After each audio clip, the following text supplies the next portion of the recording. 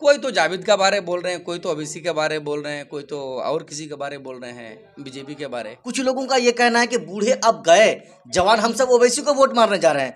आप क्या कहना चाहेंगे? एक ही आवाज़ है हर नौजवान के मुंह में, मास्टर मुजाहिद आलम। वो बैरिस्टर है, वो जाके केस लड़े ना। सीमांचल क्यों दौरा कर रहे हैं? सीमांचल हम लोग का है, हम लोग को छोड़ दे। पर्सनल कैंडिडेट है, हम लोग चुनेंगे उसको, इंशाल्लाह वोट करेंगे। ओवैसी साहब हैदराबाद से हैं तो उसको आप हैदराबाद भेज रहे हैं, हम सीमांचल के हैं। राहुल गांधी दिल्ली के हैं तो उनको भी भेज दीजिए। मैं बरसों से कांग्रेस को वोट करते आया, ठीक है। हमारा दादा भी कांग्रेस को वोट किया, हमारे वाली साहब भी कांग्रेस को वोट किए, कहीं ना कहीं हम लोग भी वोट किए। 2019 की बात करें या फिर 2020 की बात करें, लेकिन इस बार मेरा खास करके इस बार मेरा माइंड थोड़ा सा हटके है। इस बार जो पार्टी मुझे सम्मान देगा मैं उनके साथ हूँ। कहाँ आपको सम्मान नहीं दे रहा है? आपको किशनगंज में एमआईएम पार्टी दो जिला अध्यक्ष बनाकर छोड़ दिए, आप कह रहे सम्मान नहीं। कहाँ और कैसे सम्मान चाहिए आपको? भाई वो जिला अध्यक्ष आते जाते हैं, चुनाव के टाइम में बना देते हैं चंद दिन के लिए, वो थोड़ी ना होता भाई, परमानेंट बने तब ना। साथियों, चुनाव का समय है, 2024 लोकसभा चुनाव का समय आहिस्ता आहिस्ता करीब आता जा रहा है। जैसे जैसे दिन गुजर रहा है, लोगों के अंदर चुनाव का जो खुमार है वो चढ़ता जा रहा है। ऐसे में हम भी किशनगंज जिले के अलग अलग जगह में जाते हैं और लोगों से उनकी राय को हम जानने की कोशिश करते हैं। आज हम ये गाछपाड़ा चौक में हैं और गाछपाड़ा चौक में एक सैलून के दुकान के बाहर हम खड़ा होकर ये रिपोर्ट तैयार कर रहे हैं। दरअसल सैलून के बाहर अंदर में जो है कुछ लोग बैठे हुए हैं, उन लोगों से हम बात करेंगे और जानने की कोशिश करेंगे कि इस बार का जो लोकसभा का चुनाव होगा तो किशनगंज के आसपास या किशनगंज के लोगों का रुझान क्या रहेगा। और यहाँ पर जैसे ही हमारा गुजर हो रहा था, एक चमचमाता हुआ सैलून की हमें दुकान नजर आई। फिर मैं उसके बाहर खड़ा होके यहाँ पर देखा तो अंदर ये तीनों शख्स बैठे हुए थे। मैं सोचा क्यों ना इन लोगों से चुनाव के मसले में बात कर लिया जाए। सबसे पहले हम एक एक करके भाई लोगों का नाम को जानेंगे, फिर अपनी बातों को आगे करेंगे। आपका भाईजान नाम बताइए सबसे पहले। मेरा नाम अब्दुल कबीर हुआ। अब्दुल कबीर। हम बिलवा से हैं। बिलवा से हैं। आप भाईजान? जी, मेरा नाम गुलाम जिलानी है, मैं यहाँ पर एक लोकल नर्सिंग होम चलाता हूँ। जी भाईजान, आपका नाम बताइए। जी, मोहम्मद आजाद आलम हुआ मेरा नाम। जी, आप भी यहीं से हैं? जी, मैं यहीं से। कबीर भाई, जैसे जिस तरह से आपने कहा कि आप भी यहीं के लोकल के रहने वाले हैं, लोकसभा का चुनाव बिल्कुल करीब है, ऐसे में आपके यहाँ के आसपास के लोगों का क्या रुझान रहेगा चुनाव को लेकर के? देखिए, अभी तो चुनाव सामने आ ही रहा है, ठीक है। और हमारे यहाँ कैंडिडेट अभी तो इंडिकेट नहीं किया है, ठीक है।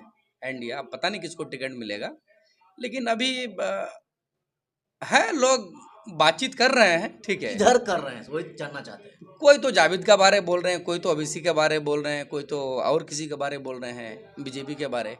आपके यहाँ क्या चल रहा है? कोई की छोड़िए, आपका यहाँ क्या चल रहा है? देखिए भाईजान, हमारी अगर बात करें जी, तो अब तक कोई माइंड सेट नहीं किए इस बार अब तक हम माइंड सेट नहीं किए हैं, इसलिए कि इस बार का रुझान मेरा खास करके व्यक्तिगत इस बार कुछ हटके है। अच्छा, मैं उस बात को अभी क्लियर करना नहीं चाहता हूँ आपको सामने।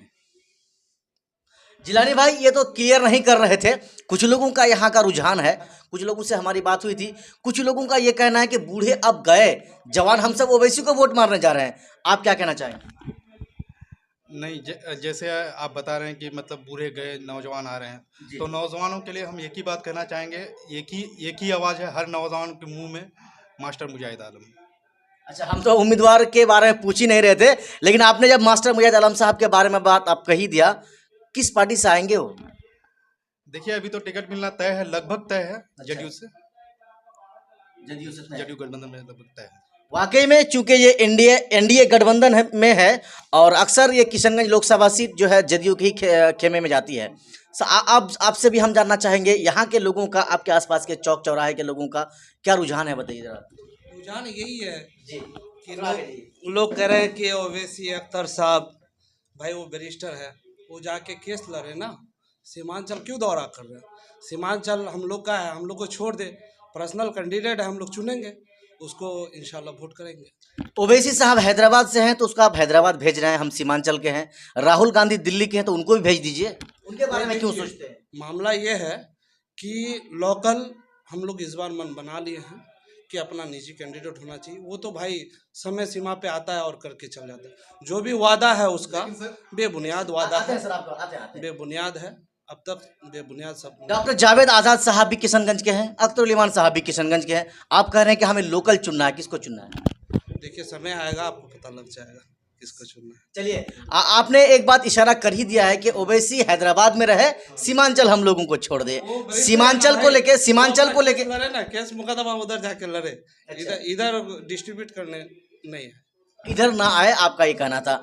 आप कह रहे हैं कि युवा अब जाग चुका है, किधर जाग चुका है बताइए? आप तेजस्वी के साथ जा रहे हैं या किसके साथ जा रहे हैं? देखिए पूरे जो सीमांचल के जो युवा हैं, क्योंकि हम लोग ये कोचाधाम विधानसभा से बिलोंग करते हैं, क्योंकि हम लोग का पूर्व विधायक जो मास्टर मुजाहिद आलम साहब हैं, वो पिछले 5 वर्षों में जो पूर्व में रहे, इतने काम किए जिसका कोई गिना नहीं सकते हैं कि ये सारा काम किए, इतने सारे काम किए, और अभी भी हाल ही में इतने सारे काम कर रहे हैं कि आप यकीन नहीं कर सकते हैं। और रही बात सीमांचल के मुसलमान कह के जो बाहर से अभी आ रहे हैं कुछ कैंडिडेट, मैं नाम नहीं लेना चाहूँगा, आप जान ही रहे हैं कि किसके बारे में बोलना चाहता हूँ, तो मैं यही कहना चाहूँगा सीमांचल के मुसलमानों को छोड़ दीजिए, उसको अपना राइट्स है किसको चुनने का, किसको मतलब सपोर्ट करने का, वो उसका अपना राइट्स है। मजा आएगा। एनडीए से साहब कह रहे हैं, मैंने बीजेपी की बात कर रहे हैं, आप किसकी बात कर रहे हैं बताइए? देखिए, हम अगर आपको मैं बता दूं दिल की बात, तो मैं क्लियर ही कर देता हूं। जी बताइए आप। मैं बरसों से कांग्रेस को वोट करते आया, ठीक है।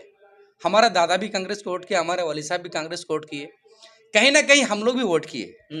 2019 की बात करें या फिर 2020 की बात करें, लेकिन इस बार मेरा खास करके इस बार मेरा माइंड थोड़ा सा हटके है। अच्छा। इस बार ऐसे हटके है कि इस बार मैं खुद सोच रहा हूं कि अपना कैंडिडेट वोट इस बार अपना कैंडिडेट मैं उतारूंगा। इस बार अपना वोट, अपना नेता होना चाहिए। कैसे उतारेंगे? ओवैसी साहब तो कह ही रहे हैं कि भाई अपना नेता अपना वोट। अख्तर उल इमान साहब भी इस बात को लगा रहे हैं, यानी अख्तर उल इमान का इस तरफ इशारा कर रहे हैं क्या? उनका स्लोगन अलग है, मेरा स्लोगन, उनका स्लोगन अलग है, मेरा स्लोगन अलग है। क्या रहेगा आपका स्लोगन बताइए? मैं इस बार अपने ही किसी आदमी को खड़ा करेंगे। क्लियर तो करें ना आप, क्या अपनी अपनी आप कर रहे हैं? क्लियर तो कीजिए, किसको खड़ा करना चाहते हैं आप? देखिए, क्लियर यह है कि निर्दलीय से मैं चुनाव लड़ूंगा या फिर किसी को लड़ाऊंगा। अच्छा। जी, इस बार अच्छा। इस बार सबको देख लिया, सबको मुझे धोखा दिया, और सबको हमको जो है मतलब चकमा दिया। अब तक मुझे कोई मतलब कुछ सम्मान नहीं मिला। जो मुझे सम्मान देगा इस बार, मैं उनके साथ हूँ। ये मेरा क्लियर कट है। अख्तर उल इमान जो है ना ओवैसी की पार्टी से, वो बार बार शेषाबादी की बात करते हैं कि शेषाबादी जो है 13.5-14 लाख के आसपास सीमांचल में है, उसकी हिस्सेदारी नौकरी में 19-20 हज़ार होनी चाहिए, केवल 6 हज़ार तक ही सीमित रह गया है। वो तो हिस्सेदारी की बात कर रहे हैं भाईजान। 2020 में उन्होंने कहा था कि आपको टिकट देंगे, लेकिन मुझे टिकट नहीं मिला। ठाकुरगंज से मेरा एक मित्र हैं, उनको बोला था टिकट देंगे, लेकिन टिकट दिया नहीं उसको, ठीक है। तो मैं इस बार किसी का साथ नहीं हूं। मैं इस बार, मुझे एक बात क्लियर कर देता हूं आपको, जो मुझे सम्मान देगा इस बार, उनके साथ हम हैं इस बार। जिलानी भाई, कुछ लोगों का यह कहना है कि मास्टर मुजाहिद साहब व्यक्तिगत रूप से तो ठीक है, पर पार्टी गलत है। देखिए, पार्टी कह के हम लोग बचपन से हम लोग देखते हुए आ रहे हैं, हमारे बाप दादा से वक्त से ही मतलब पार्टी को ही देखते हुए हम लोग वोट कर रहे हैं। हम लोग भी कर रहे हैं, जैसे कि हमारे कबीर भाई अभी बताया कि हम लोग कहीं ना कहीं इसमें वातावरण में हम लोग भी इन्वॉल्व हैं। लेकिन अब जो युवा हैं वो अब जाग चुके हैं, पढ़े लिखे हैं, नौजवान हैं, हर चीज़ को समझते हैं, वक्ती हालात को समझते हैं, इलाके के मुद्दे को लेकर आवाज़ उठाते हैं। आवाज़ उठाने के साथ कौन उसका साथ में व्यक्तिगत तौर पर कौन साथ है, युवा उसके साथ जाने के लिए तैयार है। उसके लिए ऑप्शन क्या है आप बेहतर जानते हैं साहब। एक बात है ना, कुछ लोगों का ये भी कहना है, जो खास करके जो कांग्रेस के चाहने वाले हैं या ओवैसी के चाहने वाले हैं, वो साफ तौर पर ये डायरेक्ट तौर पर मुजाहिद साहब पर ये इल्ज़ाम लगा रहे हैं कि वो करते 1 रुपया का काम है, 10 रुपये का प्रचार प्रसार में लगा देते हैं। इस बात में कहाँ तक सच्चाई है? ये सच्चाई कि वो काम करते हैं। अच्छा, प्रचार नहीं, काम करते हैं वो। और जो काम करता है उसका ही प्रचार होता है। वो बंदा काम के लायक है। इस बार हम लोगों ने भी मन बना लिया है कि पार्टी वार्टी सब देखा, इस बार पर्सनली देखेंगे हम लोग, और इंशाल्लाह तय है। इस बात का जवाब मैं देना चाहूँगा सर। जी। देखिए, इलाके में जो दिखता है वही बिकता है, ये आप सुने हैं।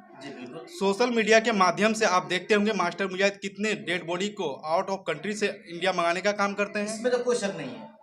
आप सोचिए, आउट ऑफ इंडिया से भी मंगाने का काम करते हैं। जो दिल्ली में, मुंबई में हमारे यहाँ के सीमांचल के नौजवान काम करते हैं। बाई चांस बाय डिफ़ॉल्ट कुछ हो जाता है, उनको भी लाने का काम करते हैं। तो हमको ऐसे नहीं युवा मतलब हम लोग को ऐसे नेताओं को चुनने का। ओवैसी को आप कैसा नेता मानते हैं? देखिए, सबका अपना अपना फंडामेंटल है, जैसा उसका फंडामेंटल है मैं उनको सपोर्ट करने का भी कोशिश नहीं करूँगा। क्या लग रहा है आपको उनमें क्या कमी दिखी कि आप उसमें सब उसको सपोर्ट करना नहीं चाहते हैं? बस यही है कि वो सिर्फ मुसलमान करते हैं। साथ में दलितों की भी बात करते हैं। सिर्फ दलित और मुसलमान कह के तो नहीं करेंगे ना। आप मुसलमान करते हैं तो हर जगह से आप पार्टी कैंडिडेट उतारिए ना। आप सिर्फ सीमांचल में आके कैंडिडेट उतारते हैं, यूपी में जाके कहीं कैंडिडेट उतारते हैं, महाराष्ट्र में जाके उतारते हैं, पूरे बिहार में उतारते हैं, तो पूरा बिहार में जितने विधानसभा हैं, जितने लोकसभा हैं, सब में कैंडिडेट उतारिए, तब आप वो कह रहे हैं कि हम मुसलमान हैं और मुसलमान होने के नाते मुसलमान मेरा भाई है, और यही सोच के वो मुसलमानों पर अपना हक जमाते हैं और उम्मीदवार को उतारते हैं। आप क्या कहना चाहेंगे? हम लोग हिंदू मुस्लिम सब भाई भाई है। वो जो मतलब कि वन साइडेड बात करते हैं, ये कहीं से हिंदुस्तान में शोभा की बात नहीं करते हैं।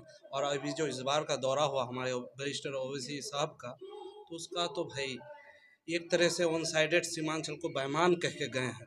इस बात को पब्लिक अपने कानों से सुना इस चीज़ को कि चारों, एक तरफ बेईमान एक तरफ अख्तरुल ईमान, तो चार को बेईमान कहना मतलब समझ रहे, जिला के 4 विधानसभा को बेईमान। भागना गए थे इसीलिए बेईमान बोले? क्यों?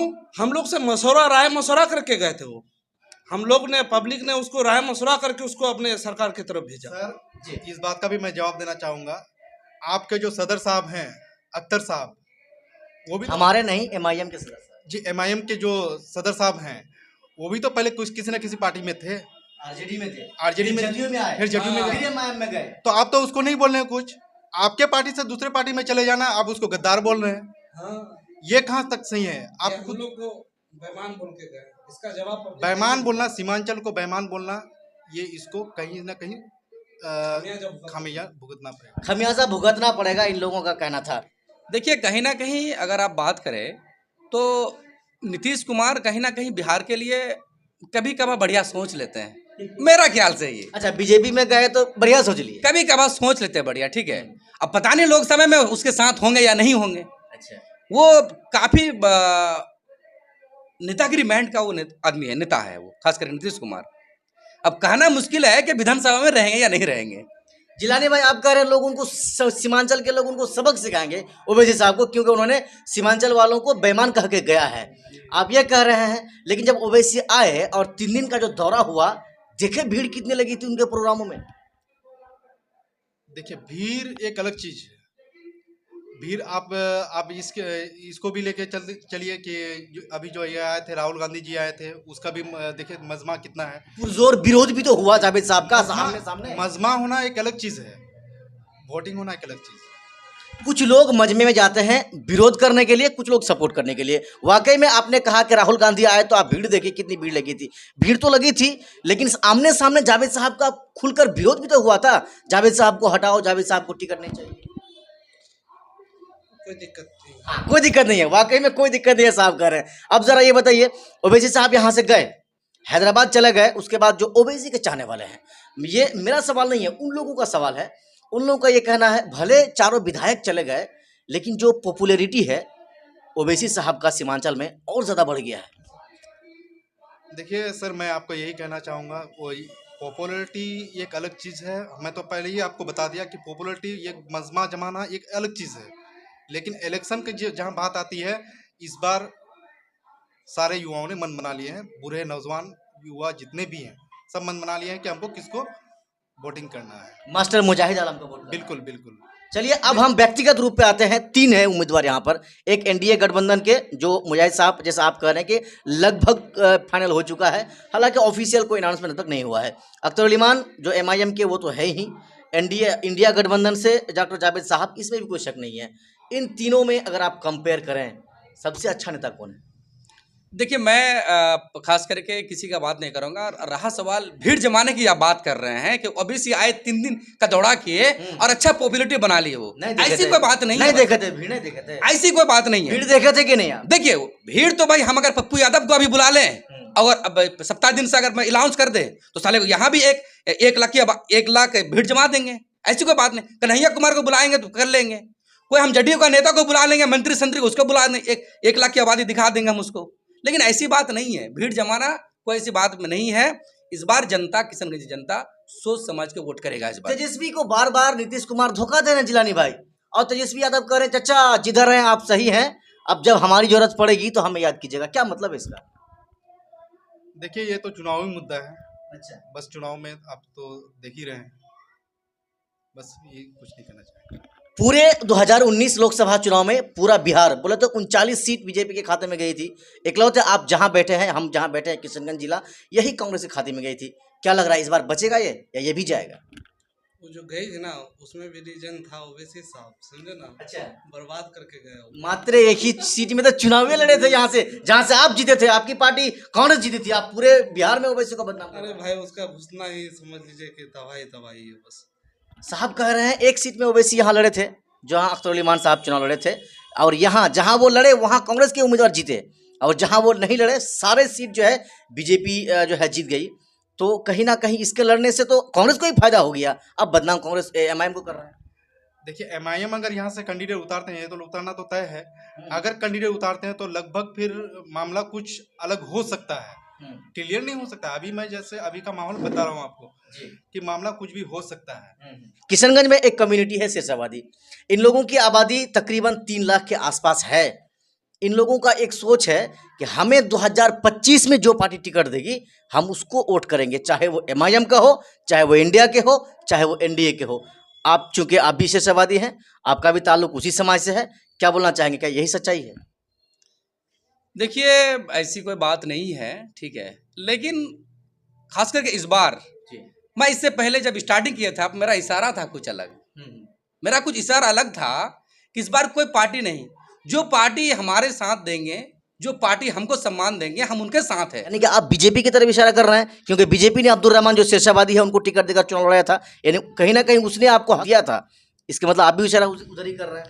नहीं, ऐसी बात नहीं है, ऐसी बात नहीं है कि सिर्फ बीजेपी, मुझे जो पार्टी सम्मान देगा मैं उनके साथ हूँ। अच्छा, जो पार्टी मुझे सम्मान देगा मैं उनके साथ हूँ। कहाँ आपको सम्मान नहीं दे रहा है? आपको किशनगंज में एमआईएम पार्टी 2-2 जिला अध्यक्ष बनाकर छोड़ दिए, आप कह रहे सम्मान नहीं, कहाँ और कैसे सम्मान चाहिए आपको? भाई, वो जिला अध्यक्ष आते जाते हैं, चुनाव के टाइम में बना देते हैं चंद दिन के लिए, वो थोड़ी ना होता भाई, परमानेंट बने तब ना, वो चुनाव के टाइम में बना देते हैं चंद दिनों के लिए, उसको हम नहीं मानते हैं। उसको आप नहीं मानते हैं। जिलानी भाई, जाते जाते आपका बहुत बहुत धन्यवाद। और फाइनल में यानी कि जो चुनाव का माहौल है इसको देखकर या पूरे किशनगंज के युवाओं के लिए आप क्या एक छोटा सा मैसेज देना चाहेंगे? देखिए, मैं युवाओं को तो यही कहना चाहूँगा, आप इलाके को हालात को देखते हुए आप यही देख रहे हैं कि सोशल मीडिया के माध्यम से आप देख रहे हैं कि कौन आपके हक में लड़ रहे हैं, कौन आपके हक के लिए आगे आ रहे हैं, बस उसी को आपको चुनना है। चलिए, पूरे किशनगंज लोकसभा क्षेत्र के अलग अलग जगह में हम जाते हैं, लोगों से बात करते हैं, लोगों की राय को हम जानते हैं, और आप तक सोशल मीडिया के माध्यम से हम आप तक पहुंचा भी रहे हैं। बाकी अगर आप हमारे किशनगंज जिले से हैं तो आप भी इस वीडियो के नीचे अपनी राय ज़रूर बताएं कि आप किस पार्टी के किस नेता को चुनने जा रहे हैं। बाकी बहुत जल्द मिलेंगे एक और नई और अगली वीडियो लेकर, तब तक जय हिंद, खुदा हाफिज़।